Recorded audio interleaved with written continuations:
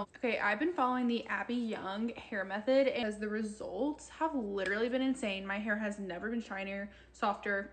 This is my 31-day review of the Abbey Yung Method. I did it for the entire month of October and I'm still doing it, which I think says a lot. Overall, my hair is shinier, it seems healthier and stronger. I'm about to take a journey.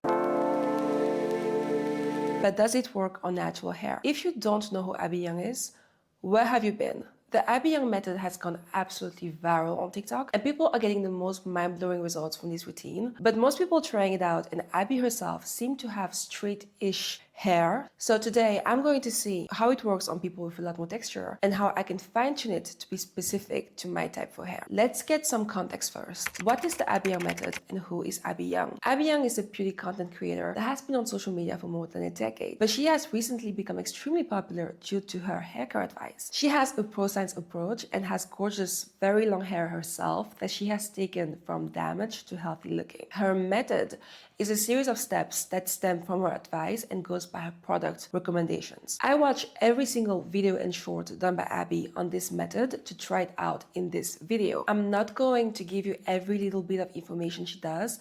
You can watch her numerous videos on the topic to get that if you want. I'm just going to give you the very minimal rundown as the video goes on so you can understand what this video is about. By the way, I will be reviewing the products I use for my recommendations in depth in a separate video. This video is simply about the methodology itself. Abbey pinned on her TikTok the rundown of this method in slides, but I saw a lot of people being confused in her comments at the execution and amount of products. It's actually not as complicated as it seems. It can end up being a lot of products, but it doesn't have to be. I made this diagram because it made it less overwhelming for me than the 20 slides she posted, and it's so much easier for me to explain this method this way. I'm sorry if this is confusing you even more. That's not my goal. Every single step with a red asterisk is optional according to Abbey, but even the ones that are not optional for her are not meant to be used every single wash day. And she always emphasizes that if something isn't working for you, you can just not do it. It makes the entire method extremely customizable, which is a really good thing, but I have a slight criticism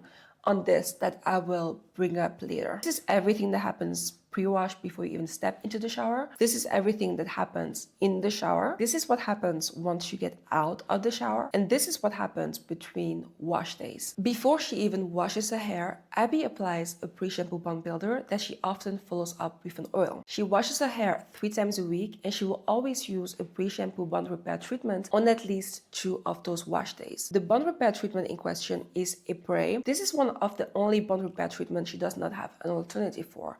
It has to be a spray. She waits around 10 minutes, after which she will apply the Coconut Miracle Oil by OGX. If she's not using a spray, she'll just do the OGX Miracle Oil. She'll keep it in her hair for a minimum of 30 minutes, but sometimes she will keep it in overnight. I cannot wash my hair 3 times a week, especially not during her routine specifically. It's a lot, you'll see. So I will keep washing my hair once a week, but I will use a spray and the OGX oil every single wash day. I really love the inclusion of a spray. I love the product, I love the application method, and I wholeheartedly believe in the science behind it. I find the OGX oil okay.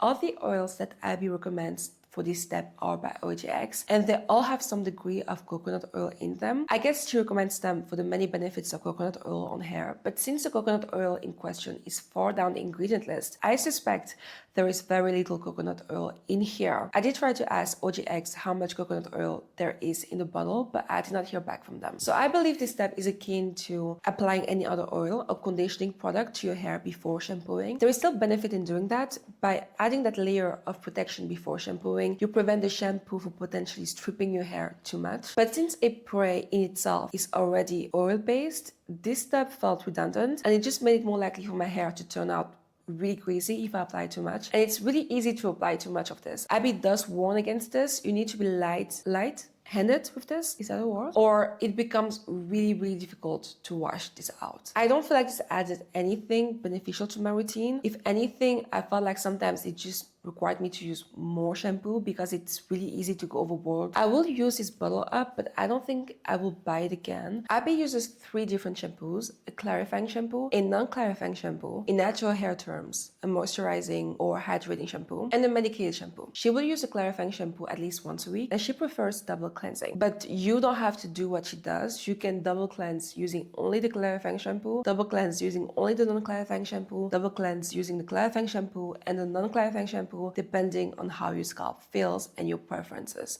Or you can not double cleanse at all. Just cleanse once if that's what you prefer. Like I said, this is extremely customizable and there are no rules, but Abbey herself does tend to double cleanse. She also likes to use a medicated shampoo on parts of her scalp that need that extra amount of care. She focuses on her roots and only shampoos the length of her hair gently if she feels it's necessary. She really takes her time with this process and works in sections. A very important part of her method is scalp health.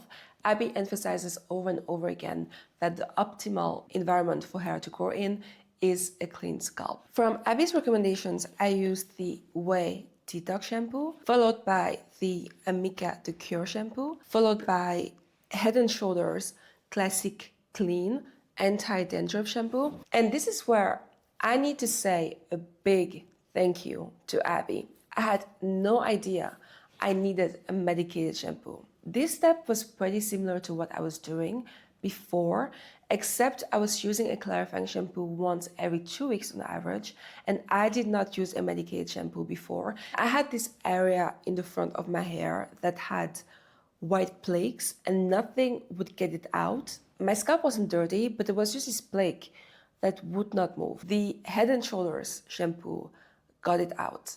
The plaques are gone. It just never registered in my head that I should use a medicated shampoo because my scalp is overall very dry. I have never in my life experienced a greasy scalp or oily hair. My scalp gets dirty and irritated, but that's from residue of the products that I apply, but never from too much sebum. And I thought medicated shampoos was something that was exclusive to people with a very oily scalp that struggle with dandruff. I was very, very much wrong. So this step is definitely staying into my routine going forward. Generally speaking, the entire time that I was doing this routine, my scalp felt really, really nice. The next step is a bond repair treatment in the shower. Abbey alternates between K18 and the other ones she recommends.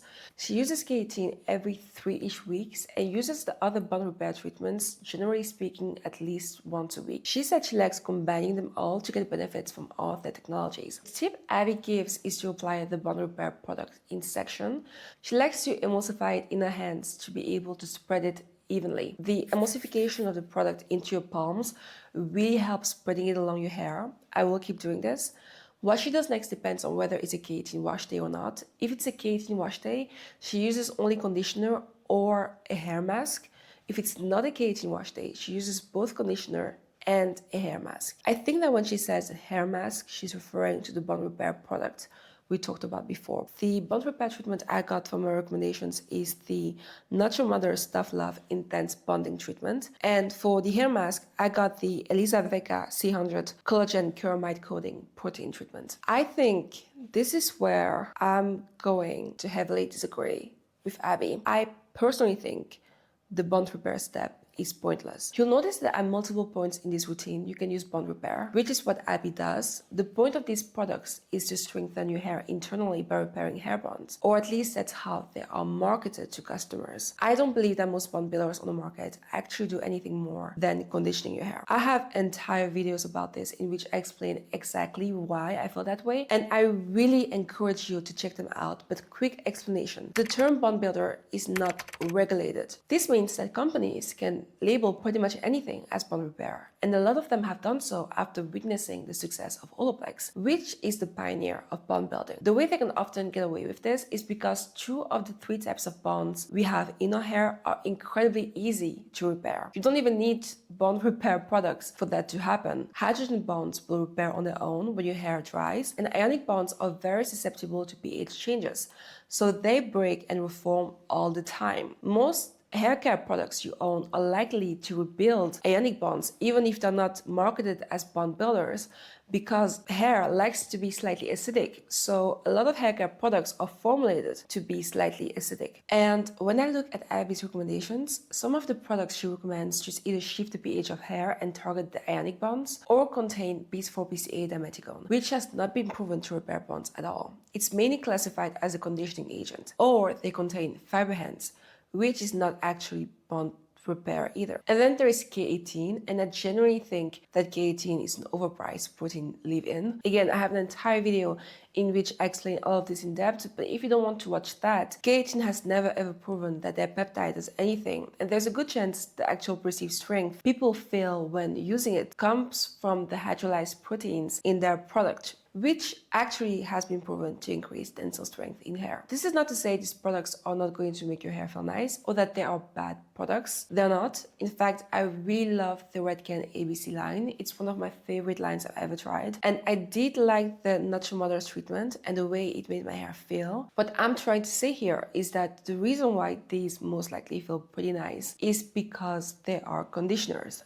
And conditioners make your hair feel and look nice. And if you regularly use conditioners, your hair will feel nicer on the regular, and it's probably going to grow longer as a result. That in itself doesn't mean the product you're using is doing bond repair. The one exception to this in all her recommendations is Abbey. Abbey was created by the same scientists that worked on Olaplex and pioneered the concept of bond building. There is a plethora of reasons why I believe Abbey and Olaplex work and the other ones do not. Before you start typing away to disagree with me, please watch my video series on bond builders. It's very thorough. I cite numerous studies, sources, and input from cosmetic chemists. Anyhow, back to Abby. She then gets out of the shower and wipes her hair in a microfiber towel, after which we get to phase 3 of the wash day, the post-wash routine. What she does first is apply another bond repair treatment at least once a week, which is the Living Proof Triple Bond Complex. Like Abbey and K18, she doesn't provide alternatives for this because of their patented technologies. She applies it, waits 10 minutes before moving on to a leave-in conditioner that also functions as a heat protectant. I use the Living Proof Triple Bond Complex and the Redken One United leave-in for these steps. I really love the Living Proof Triple Bond Complex.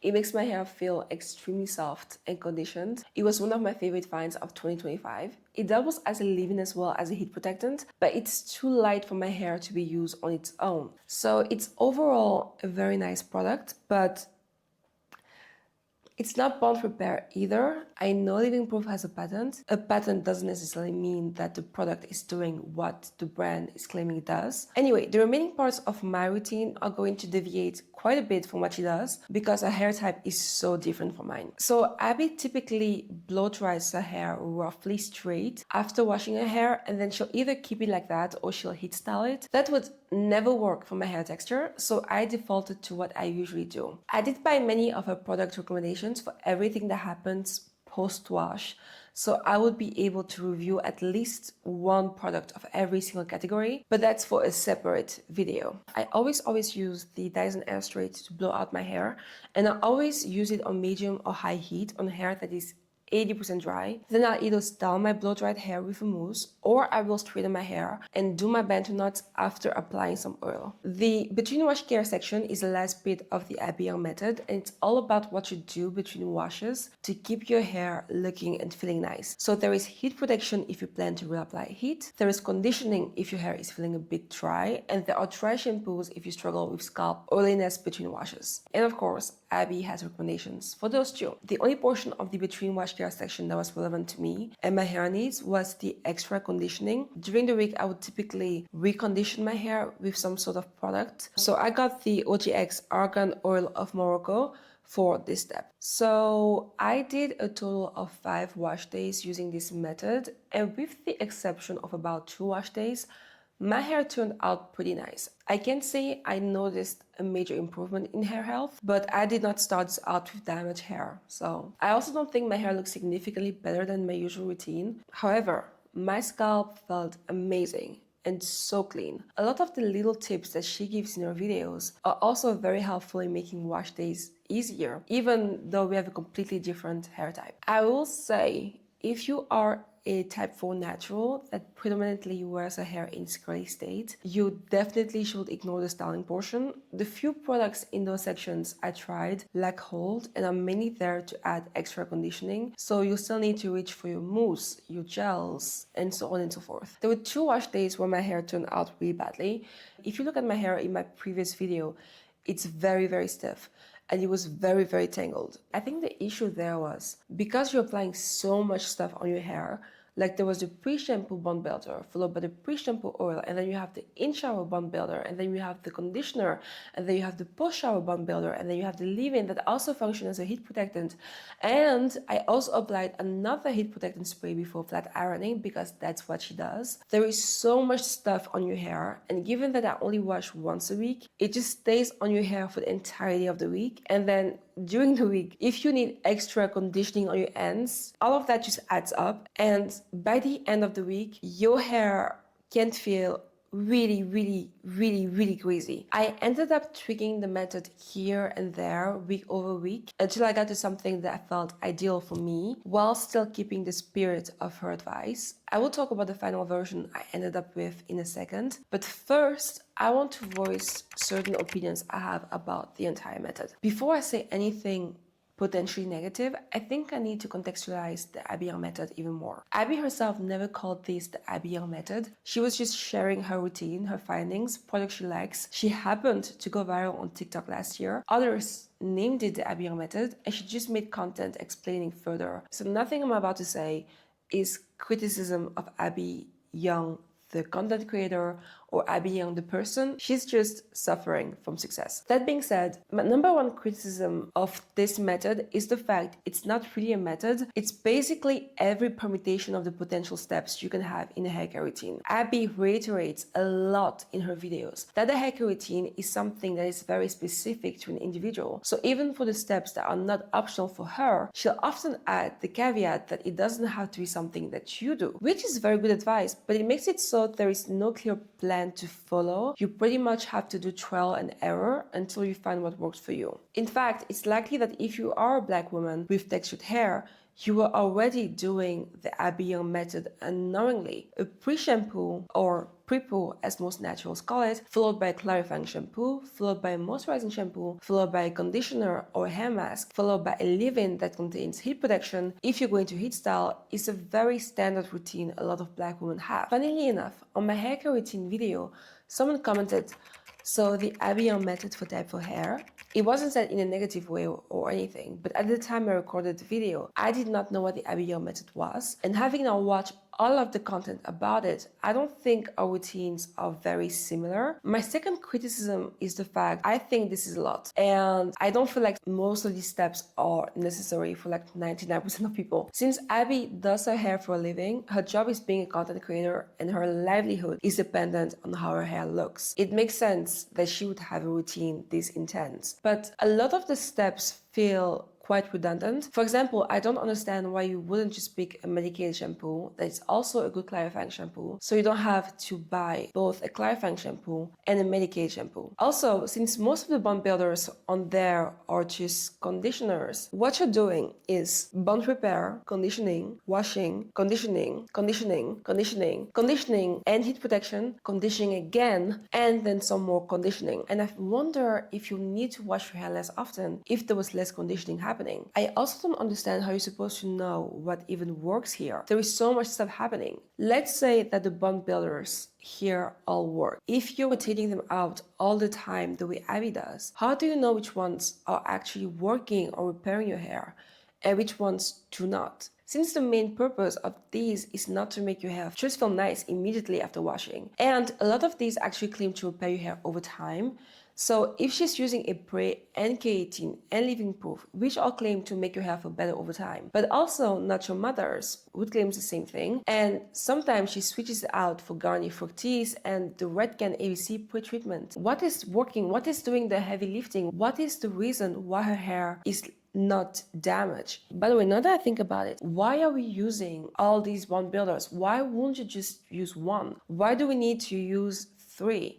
If a Pre already rebuilds the bonds in your hair, why do you need Living Proof that does the same thing? Last small criticism I have before I move on to all the positives is that, sometimes something that a lot of people praise about this entire method is its cost effectiveness. And it is true that Abbey recommends a lot of drugstore brands and gives a lot of options. But when you look at the 3 products with no alternatives, Ipre, K18, and Living Proof, they're all really expensive. This is not something that personally bothers me because I really like luxury hair care, but it is a point I want to make. If you try to follow a routine like hers, you'll be set back a minimum of $170. And that's before even adding the cheapest option in every single other category. And I use these products once a week and they last me about 5 to 6 washes if I'm being generous.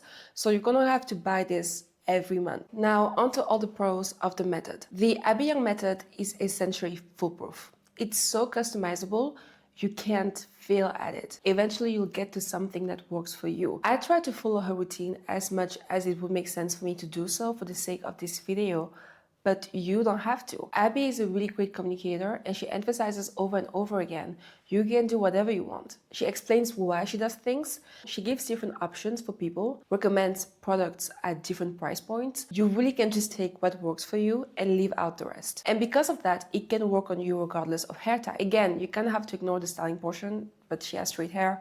She can be expected to know how to style textured hair. A lot of the little tips she gives to make wash day easier work really well regardless of hair type. Now that I think of it, Abbey said multiple times she has very tangled hair, which might be why some of the tips that she gives work well with textured hair, because kinky hair is prone to tangling. Another thing that I really liked throughout the weeks is the focus on scalp health here. I took my time a lot more during the shampooing process as opposed to rushing it to get to the rest of my routine. And I can truly say this is the best my scalp probably has ever felt. And credit where credit is due. I think Abbey did something extremely valuable here. She dismantled a lot of fear around sulfates, silicones, and the idea that you need luxury hair care to have healthy looking hair. And with the exception of the bond repair products I talked about earlier, she genuinely offers affordable options in almost every category. It's pretty amazing that you can build a routine here for under $40. That being said, once I removed the steps that didn't make sense at my wash frequency or that felt redundant, what I was left with was a routine that still keeps the core logic of a method, but feels simpler and more compatible with my hair. So this is the final version I personally ended up with. I'm still starting with a pre-wash step, but I'm not going to use the OGX Miracle Oil. I will only use Ipre, and I will not use Ipre every single wash. If it's the season during which I'm straightening my hair heavily, I'll use it every week, as opposed to a season where I'm just blow drying my hair, then I'll use it bi-monthly. So the more damage I'm inflicting on my hair on the regular, the more often I'll rely on Ipre. The reason why I exclude the LGX oil entirely is because the amount of coconut oil in there is too small to get the benefits of coconut oil, and since Ipre is already oil-based, it already does a good job at being a pre-shampoo that will provide a protective layer between my hair and the shampoo, as well as being a bond builder. However, if I realize that I'm sustaining severe damage from the heat styling, I will add a coconut oil serum pre-poo. During the shampoo process, instead of using the clarifying shampoo, followed by the non-clarifying shampoo, followed by the medicated shampoo in my problem area, I'll switch the order from the medicated shampoo with the non-clarifying shampoo. By using the medicated shampoo last, I feel like I was washing out some of the deposits of the non-clarifying shampoo, which is why I'm switching them places. I did like using all 3 shampoos, but I honestly think that the Head and Shoulders shampoo was enough on its own. So on the regular, I will just rely on those 2. So I will start off with washing my entire head with the medicated shampoo and then use the moisturizing shampoo. I will not use an in-shower bond repair treatment. Instead, I directly use a conditioner or mask that I love and that I know agrees with my hair every single wash day. If I was to use an in-shower bond repair treatment, because again I sustained heavy damage, I would only use Olaplex number 3. It was developed in part by the same chemist that worked on Ipre, and both rely on malic acid to repair bonds. And these are the only 2 bond repair products that I have tried so far out of 20 that I actually believe in. But I would also only do this in case I was straightening my hair on really high heat on the regular. I would replace Living Proof Triple Bond Complex with Amica the Cure Multitask Repair. I do love the Living Proof Triple Bond Complex. I just like the Amica the Cure more. I don't think either are actually doing bond repair, but they are really nice top-ups with your leave-in. I will keep using heat protection before blow drying. I actually really enjoy the Redken One United, so that's what I'll keep using. I would either use a mousse to style my hair, followed by an oil. The Argan Oil by OGX she recommends is a pretty nice oil for this step, but honestly, every other oil would do as long as it agrees with my hair. Or I would apply a bit of Olaplex number 7 before straightening my hair. That is the final routine that I ended up with. I will be making a video in which I review every single product she recommends that I tried out. Actually, I would like to make a video in which I try out every single product she recommends in general. Let me know in the comment section if you'll be interested in that. If it's already up, it'll appear here. Otherwise, you might be interested in my in-depth bond repair video series in which I break down which ones have credible science behind them and which do not. Thank you for watching. I see you in another video.